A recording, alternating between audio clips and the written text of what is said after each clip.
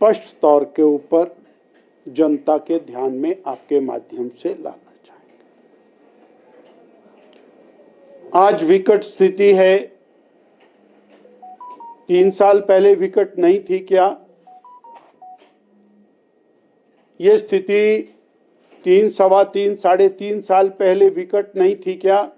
जब आपने इतनी बड़ी झूठी गारंटियां दी। आपने कहा कि हर बहन को 1500 मिलेगा, तो एक बहन को और एक साल में 4,800 रुपया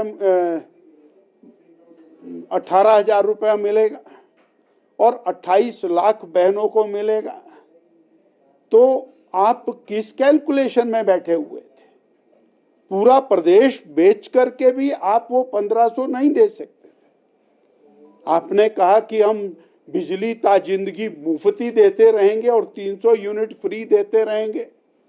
बोर्ड तो 1,500 करोड़ की अभी भी देनदारियां हैं उसकी बोर्ड की। तो आपने और कहां से ये बाउंसर फेंका था? आपने कहा कि हम 1 लाख सरकारी नौकरी, पक्की नौकरी, 58 साल की नौकरी, पेंशन वाली नौकरी देंगे। 1 लाख नौकरी 50,000 रुपये महीने की देंगे।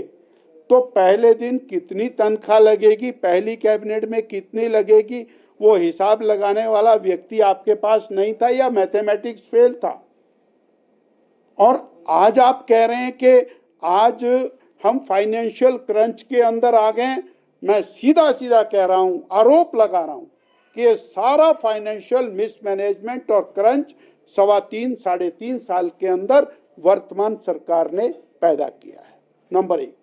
नंबर 2, केंद्र की मोदी सरकार ने 3.25 साढ़े 3 साल में और पिछले 5 साल के अंदर प्रदेश की सरकार को अलग अलग मदों में पहले से ज्यादा ग्रांट मुहैया कराई है। अलग अलग मदों में यूपीए की सरकार, कांग्रेस की सरकार, सोनिया जी की सरकार दिल्ली में थी, उसकी तुलना में 4 गुना सहायता अलग अलग मदों में प्रदेश की सरकार को मुहैया कराई है।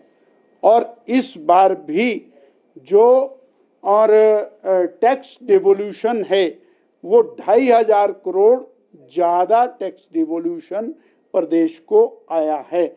और अगले 5 साल के अंदर भी जो और जीएसटी की कलेक्शन है वो निरंतर बढ़ने वाली है। वो प्रोजेक्टेड फिगर सारी दिखाई गई हैं। इसलिए केवल और केवल दोषारोपण करने के लिए, अपनी सारी जिम्मेवारियों को दूसरे पर डालने के लिए हम एक सवाल पूछते हैं कि अगर आज फाइनेंशियल क्रंच आया तो 3 साल में आपने विकास बंद क्यों किया? अगर आज फाइनेंशियल क्रंच आया तो 3 साल में आपने संस्थान बंद क्यों किए?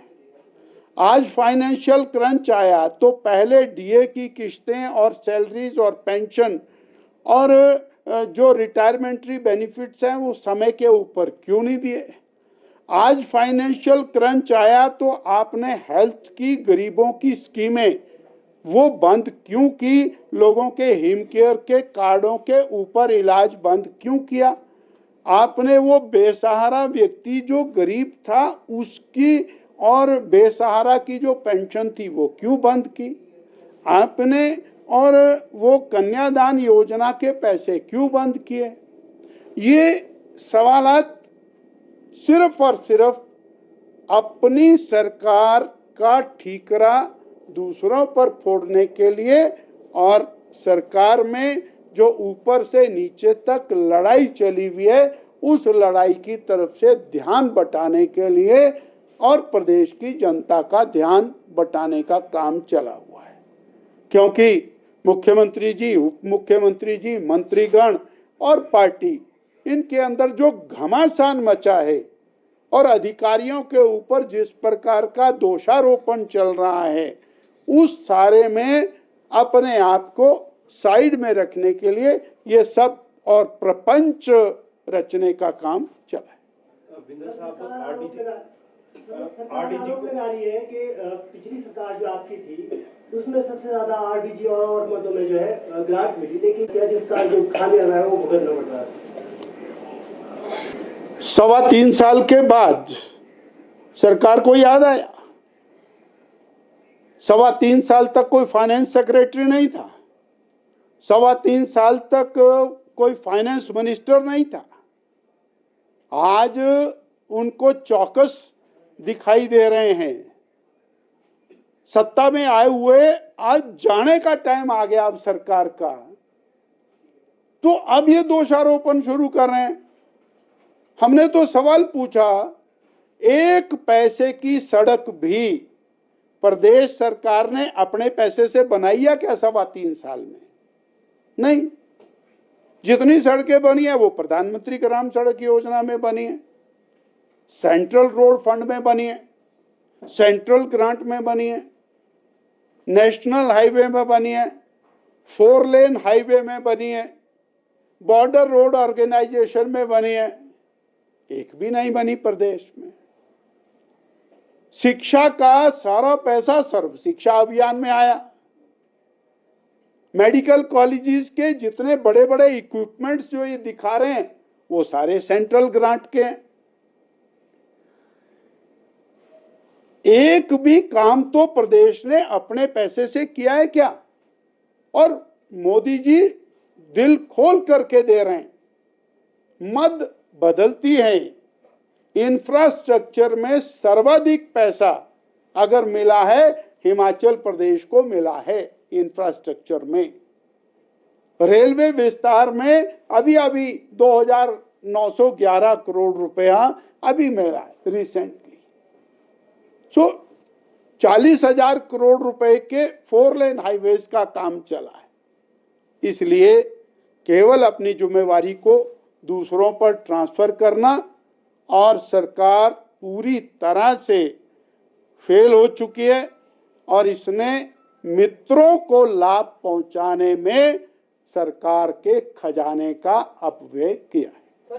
Thank you sir. Sukhu ji ने कहा कि उन्होंने व्यक्तिगत तौर पर सबको चिट्ठियां भेजी थी जो आरडीजी के ऊपर प्रेजेंटेशन थी उसके लिए, लेकिन जो विधायक हैं, मुझे प्रदेश अध्यक्ष के नाते ना तो कोई चिट्ठी आई प्रेजेंटेशन की, ना ही कोई मैसेज आया है।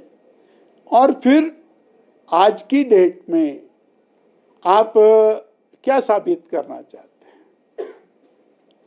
सरकार कांग्रेस पार्टी की है। 3-3.25 साल के अंदर तो उन्होंने कभी इस पर चिंतन नहीं किया। आज वो चिंतन करने की बात कर रहे हैं, और वो उनका जो बुलावा है वो राजनीति से प्रेरित है। अगर वो प्रदेश हित में हो तो everyone is there. Sir, RDG जिस तरह से बंद हुई है, क्या इसका इतना इम्पैक्ट हिमाचल पर पड़ेगा जितना कांग्रेस कह रही है, या केवल आई वॉश किया जा रहा है ताकि गारंटीज के बारे में लोग ना पूछें? जवाब आप स्वयं दे रहे हैं। आपका जवाब बहुत अच्छा है।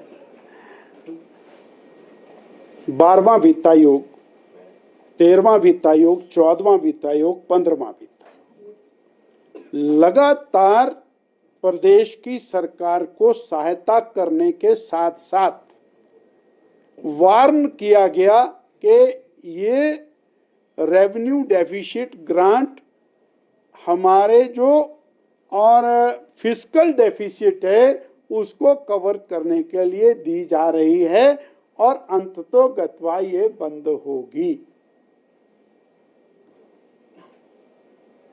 तो ये कोई आज की बात नहीं।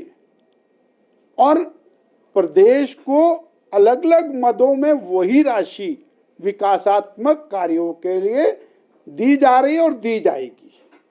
तो इसलिए मैंने तो पहले ही कहा कि जनता का ध्यान अलग अलग तरफ को आकर्षित करने के लिए अपने भारी भरकम अपव्यय को जनता की नजर से हटाने के लिए ये सब।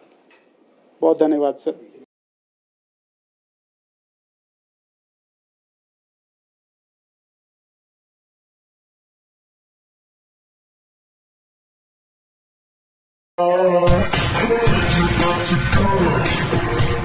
Let's go. Thank you.